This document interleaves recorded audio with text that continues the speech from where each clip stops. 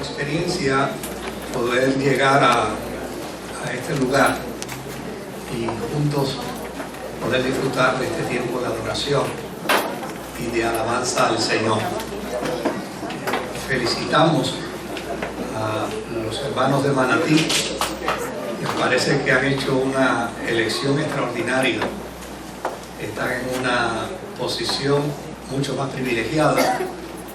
Están prácticamente en un escenario panorámico, porque tanto los que van hacia San Juan como los que van hacia Arecibo pueden ver el lugar y ya verán los testimonios que ustedes van a recibir de la gente que pasa por ahí y de alguna manera sienten que Dios los llama para que lleguen a este lugar.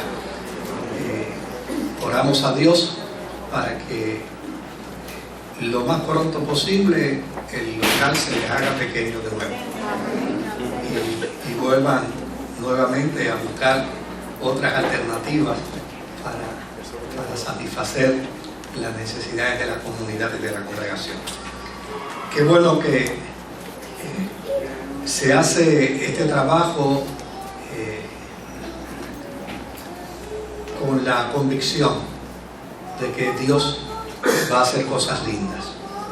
Se hacen estas tareas con la seguridad de que Dios se va a glorificar y se hacen porque hay convicción profunda en el corazón de que esta es la voluntad del Señor, que esto es lo que Dios desea, que esto es lo que Dios quiere, y hacia ello pues uno empieza a trabajar y desde luego en el proceso uno empieza a ver la mano del Señor obrando de manera extraordinaria. Yo quisiera compartir con ustedes alguna porción de las Sagradas Escrituras. No se asusten por la cantidad de versos que voy a leer. Yo nací en la iglesia y me crié en la iglesia y siempre tuve esa intuición de que cuando se iba a predicar y se leían muchos versos, el predicador hablaba más corto que cuando usaba un solo verso. No sé por qué, pero yo tenía esa impresión siempre. Decía, si usó muchos versos, es que va a predicar todo. Pero yo quisiera invitarlos para que usted vaya conmigo al libro de las Crónicas, a Segunda de Crónicas, y vea conmigo los versos del capítulo 6, de Segunda de Crónicas, verso 12 en adelante. Segunda de Crónicas, capítulo 6, verso 12 en adelante. Y dice la palabra del Señor, a la gloria del Dios que es Padre, Hijo y Espíritu Santo. Amén. Se puso luego Salomón delante del altar de Jehová, en presencia de toda la congregación de Israel, y extendió sus manos, porque Salomón había hecho un estrado de bronce de 5 codos de largo, de 5 codos de ancho y de altura de 3 codos, y lo había puesto en medio del atrio, y se puso sobre él, se arrodilló delante de toda la congregación de Israel, y extendió sus manos al cielo. Y dijo: Jehová Dios de Israel, no hay Dios semejante a ti en el cielo ni en la tierra, que guardas el pacto y la misericordia con tus siervos, que caminan delante de ti de todo su corazón. Que has guardado a tu siervo David mi padre, lo que le prometiste. Tú lo dijiste con tu boca, y con tu mano lo has cumplido, como se ve en este día. Ahora pues, Jehová, Dios de Israel, cumple a tu siervo David mi padre lo que le has prometido, diciendo: no faltará de ti varón delante de mí, que se siente en el trono de Israel, con tal que tus hijos guarden sus caminos, andando en mi ley, como tú has andado delante de mí. Ahora pues, oh Jehová Dios de Israel, cúmplase tu palabra que dijiste a tu siervo. Mas, ¿es verdad que Dios habitará con el hombre en la tierra? He aquí los cielos de los cielos no te pueden contener, cuanto menos esta casa que he edificado. Mas tú mirarás a la oración de tu siervo y a su ruego, oh Jehová Dios mío, para oír el clamor y la oración con que tu siervo ora delante de ti. Que tus ojos estén abiertos sobre esta casa de día y de noche, sobre el lugar del cual dijiste, mi nombre estará allí. Que oigas la oración con que tu siervo ora en este lugar. Asimismo que oigas el ruego de tu siervo y de tu pueblo Israel, cuando en este lugar hicieren oración, que tú oirás desde los cielos, desde el lugar de tu morada, que oigas y perdones.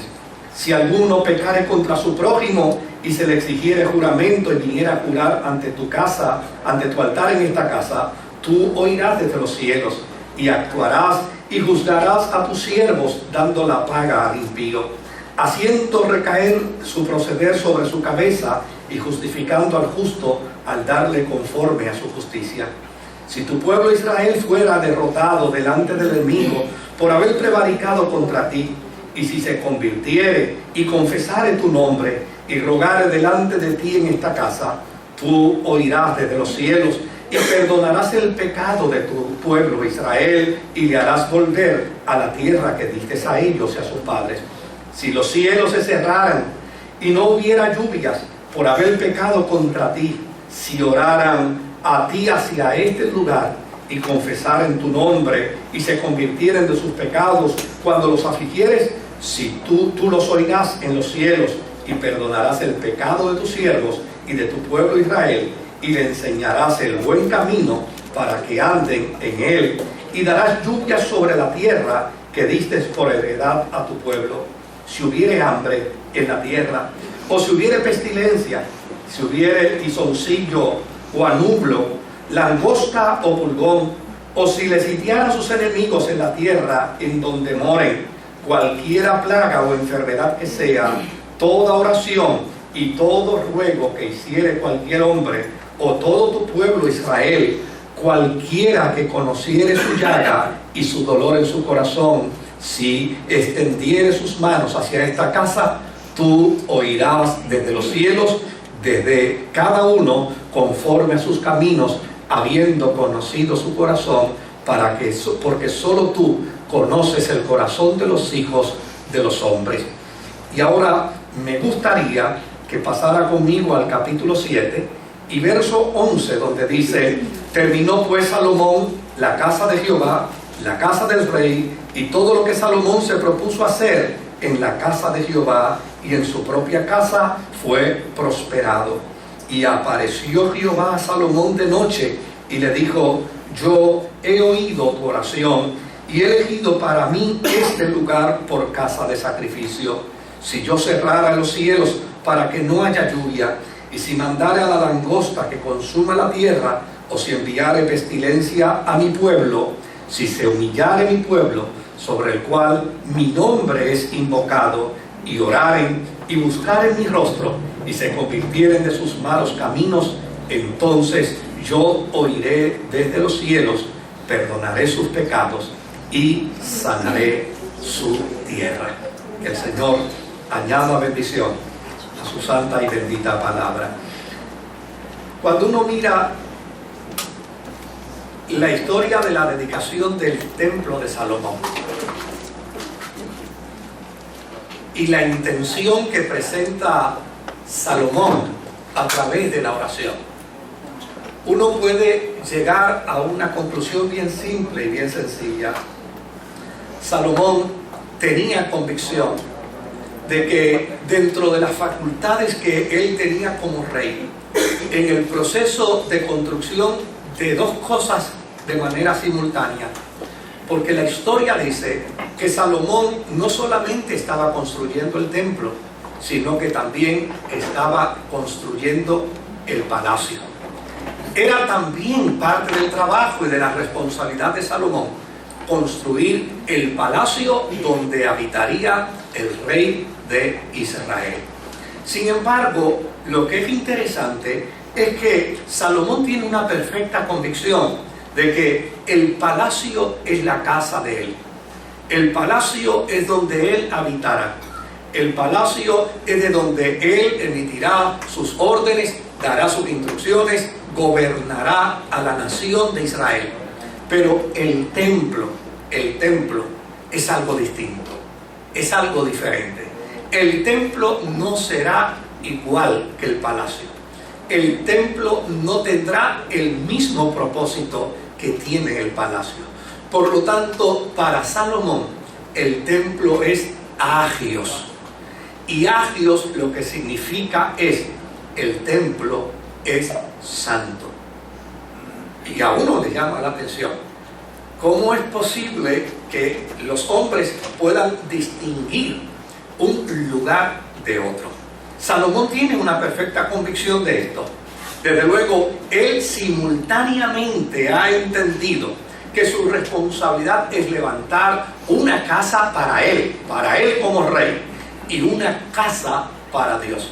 Sin embargo, la suya no la dedicó, pero la que levantó para el Señor la dedicó y la declaró agios, templo sagrado para el Señor.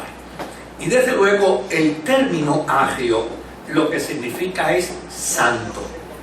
Es decir, Salomón levantó una casa y la separó para Dios y la constituyó un lugar santo. Los seres humanos tenemos unas sensaciones muy particulares sobre los lugares y los sitios donde vamos.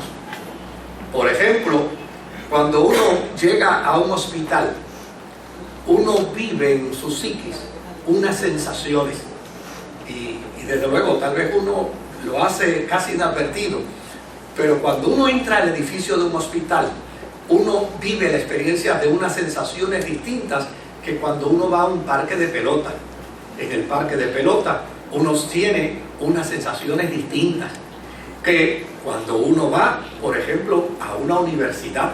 En una universidad uno vive unas sensaciones distintas. Cuando uno va a un templo, uno vive sensaciones distintas. Y de hecho, esas sensaciones distintas son el resultado precisamente de lo que cada lugar, de lo que cada estructura significa y representa para la vida de los individuos. Yo recuerdo, aquí en Manatí había un oficial de la policía muy amigo, y cuando en una ocasión íbamos a dedicar una pequeña obra en el pueblo de Guaynabo, donde yo fui el pastor que comenzó a desarrollar aquel proyecto, pues yo me acerqué a él y lo invité y le dije: mira, me gustaría que tú vayas a la actividad porque el comandante del cuartel había emitido una orden para que todos los agentes fueran a la actividad, porque obviamente yo trabajaba con ellos allí, y ellos todos asistieron. Pero yo observé que este oficial de la policía, cada vez que iba a entrar al templo, viraba y salía, y al ratito volvía de nuevo a intentar entrar y volvía y salía, y volvía al rato a tratar de entrar, y finalmente, por la relación y por la confianza, yo me acerco a él y le digo: oye chico, ¿pero vas a entrar o no vas a entrar? Porque has hecho intentos ya como 4 veces para entrar y no has podido. ¿Qué es lo que pasa? Me dice: mira, te tengo que confesar algo, Moisés. Cada vez que piso la entrada para entrar al templo, chicos, se me erizan todos los pelos y empiezo a temblar. Y entonces yo tengo que salir aquí afuera y darme un palo. Y vuelvo de nuevo y trato de entrar. Chicos, y ahora me acabo de dar cuenta que ni con los tragos, como quiera, todavía estoy temblando. Y le dije: pero chico, ¿y por qué tú tienes que estar temblando? Y me dice: porque venir a la casa de Dios no es como llegar a mi casa. Cuando uno llega a la casa de Dios, uno entiende que la experiencia de un templo es una experiencia santa. Y no es una experiencia santa porque nosotros santificamos las paredes o el piso o el altar. No, es porque el propósito para lo cual se utiliza es un propósito que está separado para el culto, para la adoración, y para el servicio al Señor. Por eso Salomón tiene tal convicción en su oración y de inmediato comienza a decirle a Dios: ¿para qué te vamos a hacer una casa? Te vamos a hacer una casa para cuando nosotros tengamos necesidad espiritual, podamos llegar a ella y tener un encuentro contigo. Te vamos a hacer una casa para cuando nosotros estemos enfermos, podamos llegar a tu casa y tener convicción y tener seguridad que tú puedes suplir a nuestras necesidades físicas. Te vamos a hacer una casa porque cuando nosotros tengamos un momento de dolor y de angustia y de desesperanza, llegar a tu casa nos va a permitir sentirnos en paz como resultado de tu presencia. Te vamos a hacer una casa porque cuando lleguemos a tu casa y alcemos nuestra voz para hablar contigo, tendremos convicción de que tú estarás ahí para escuchar nuestra oración. Salomón está plenamente convencido que Dios está en todo lugar. Salomón está plenamente convencido que los cielos de los cielos no pueden contener la presencia de Dios, mas sin embargo sabe que como resultado de su naturaleza humana, él necesita un lugar al que él denominará agios, un lugar al que él llamará santo, un lugar al que él denominará la casa de Dios, para llegar a la casa de Dios y poderle adorar y poderle servir. Y yo creo que eso es importante, porque cuando nosotros desarrollamos esa conciencia de que llegar a la casa del Señor no es un asunto ordinario, de que llegar a la casa del Señor no es como llegar a la casa nuestra, no es como llegar a la oficina de trabajo, que cuando llegamos a la casa del Señor, tal y como dice la Escritura, mas Jehová está en su santo templo, calle delante de él toda la tierra. Y fíjense qué es lo interesante dentro del proceso. Lo interesante dentro del proceso es que Salomón le ha dicho perfectamente claro a Dios para qué está levantando una casa. Y la respuesta de Dios es consona con el sentimiento y con el deseo del corazón de Dios. Mire, Dios habita en todo lugar. El mismo Dios que está aquí es el mismo Dios que está en mi carro cuando yo me monto. Y el mismo Dios que está aquí es el mismo Dios que está en mi casa. Y el mismo Dios que está aquí es el mismo Dios que me acompaña en cualquier lugar, no importa qué instrumento o qué vehículo yo esté utilizando para llegar a ese lugar. Pero desde luego, cuando levantamos una casa al Señor y declaramos que esa casa es para el Señor, de algo podemos estar plenamente seguros, y es que cuando lleguemos a su casa, Él estará para recibirnos y para escucharnos. Ahora, si me llama la atención el planteamiento de Salomón, donde obviamente está planteándole a Dios todas las razones por las cuales Él ha levantado una casa para Dios, finalmente Dios le habla a Salomón y le dice: Salomón, yo he escuchado tu oración. Y desde luego, no solamente he escuchado tu oración, yo he aceptado como buena y como legítima la oración que tú has hecho. Y he aceptado el poder entrar a la casa que tú has construido para mí, para yo habitar en medio de ella. No es que Dios abandonó su cielo para entrar al templo, es que Dios habita en todo lugar donde se le invoque. Y mire lo interesante, ahora la respuesta de Dios a Salomón es esta: mira, si se humillare mi pueblo, sobre el cual mi nombre es invocado, y orare, y se convirtiere de sus malos caminos, yo oiré desde los cielos, perdonaré sus pecados y sanaré su tierra. ¿Qué le está queriendo decir Dios a Salomón? Le está diciendo: si me has levantado una casa para que yo habite en ella, no tomes como ordinario lo que tú has declarado extraordinario. No sé si me han entendido. Si tú has dicho que esta es la casa mía, si tú has dicho que aquí es donde yo voy a habitar, entonces no tomes de manera ordinaria lo que yo considero como mi casa de forma extraordinaria. Mire, en Puerto Rico hace muchos años atrás se dio un caso donde un abogado decidió llegar al tribunal, me parece que fue a la sala 1102 del Tribunal Superior, si mal no recuerdo, y él llegó en una guayabera blanca, y la juez que estaba en aquella sala, cuando lo vio entrar, pues ella simplemente lo saludó, pero cuando el alguacil llamó el caso y se levantó el juez para atender el caso, inmediatamente aquella juez de apellido Bonilla, que después vino a ser parte de nuestra congregación, aquella juez inmediatamente, ¿sabe qué hizo?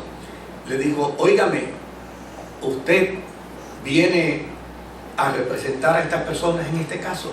Le dice: sí, su señoría. Le dice: pues yo quiero decirle que usted tiene una multa por desacato al tribunal, porque a esta sala yo no permito que usted venga en la forma en que está vestido. Y fue el primer caso que se dio en Puerto Rico, precisamente, de un abogado que es censurado por la juez simplemente porque fue vestido de forma ordinaria a un lugar extraordinario. Otra vez estaba yo en el tribunal. Yo iba al tribunal no porque me acusaban, ¿sabes? Y había un individuo sentado a la parte de atrás del tribunal leyendo el periódico. Y de momento el alguacil se le acerca, le dice: dentro de unos minutos empieza la juez y tiene que dejar el periódico. El hombre lo miró y lo ignoró. De inmediato entró la juez, se mandó a ponerse a todo el mundo de pie, él se quedó sentado leyendo su periódico. La juez se percató de que él estaba leyendo el periódico y ordenó al alguacil: arrésteme ese hombre, métalo en la celda hasta que sean las 4:30 de la tarde para que aprenda a que aquí no se lee el periódico. Y yo miraba todos esos procesos. Las personas que desviaban porque no estaban apropiadamente vestidas, no puedes entrar al tribunal. ¿Cuál era la intención de ese mensaje? La intención de ese mensaje era que tuvieran cuidado, que no se tomaran las cosas extraordinarias como ordinarias. Llegar a la casa del Señor es tener la perfecta convicción de que Él está. Él está. Y la casa del Señor es aquello que le dedicamos para Él. La habitación de Dios es aquello que le decimos: esto es tuyo, esto te pertenece, esto será para ti de ahora y para siempre.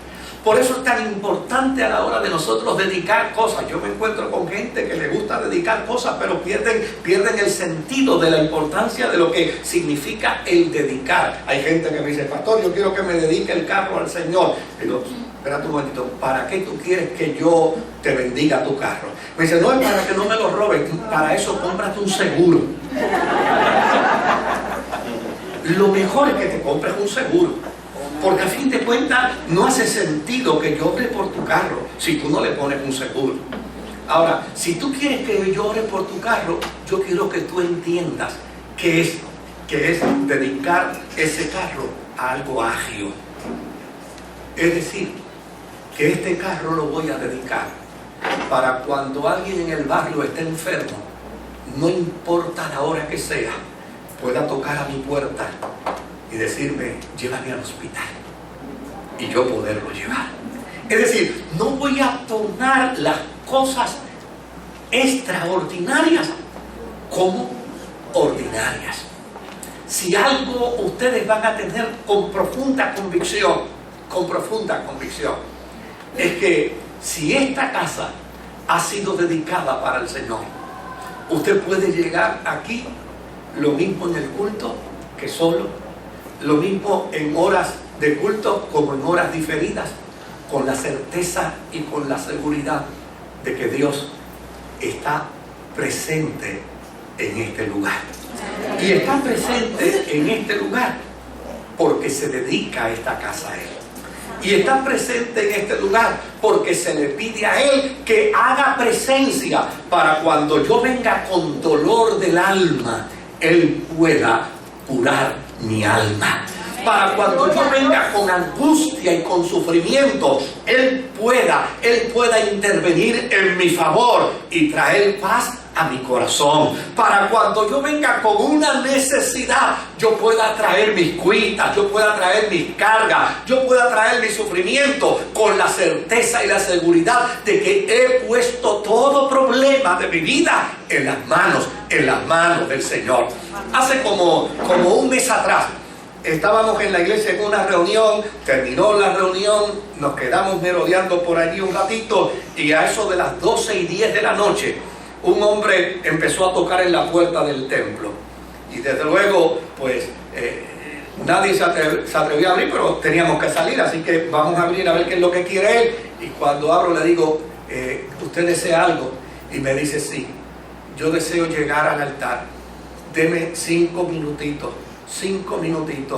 porque yo cometí un pecado contra mi esposa y yo le pedí perdón a mi esposa, pero le dije, yo quiero buscar una iglesia para ir ante Dios y pedirle perdón ante Dios.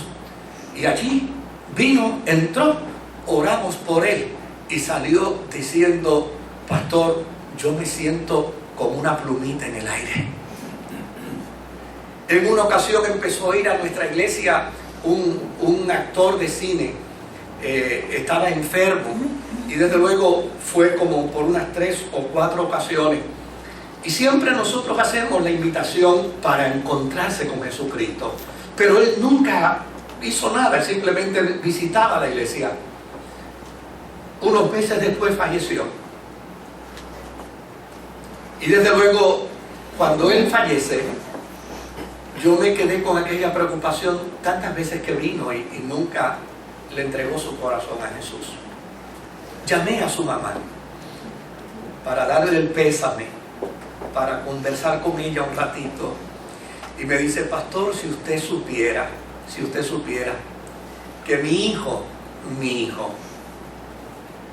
un día antes de morir, me pidió que llamara un taxi, bendito, y como él pudo, arrastrándose casi, él salió de la casa, se montó en el taxi, yo me fui con él, y le dijo al señor del taxi que lo llevara frente al hospital metropolitano.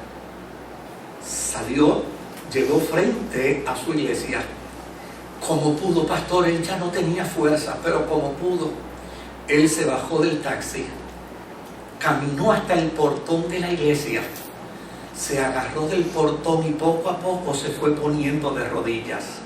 Y cuando ya estaba de rodillas, alzó su voz y dijo, Dios, vengo a darte mi corazón, porque yo sé que tú estás ahí para recibirlo. Pastor, y al otro día, él partió con el Señor. Cuando desarrollamos esa conciencia de que la casa de Dios es un lugar extraordinario, cuando desarrollamos esa conciencia que la casa de Dios tiene una santidad, no porque está revestida de un elemento mágico, sino tiene una santidad porque nosotros hemos afirmado que Él va a estar aquí. Pero si Él va a estar aquí, lo propio es que yo me comporte con esa realidad de su presencia en el lugar, sabiendo que Dios está aquí para obrar en favor de mi dolor, para obrar en favor de mi queja, para obrar en favor de mi sufrimiento, para obrar en favor de mi dificultad. para intervenir en favor de mi vida y para sobre todas las cosas hacer que mi lamento, mi dolor, mi angustia, mi sufrimiento se convierta en baile, en danza, en alegría, porque cuando tenemos un encuentro con Dios en su casa, siempre va a ocurrir algo extraordinario a nuestro favor. Que el Señor nos los bendiga.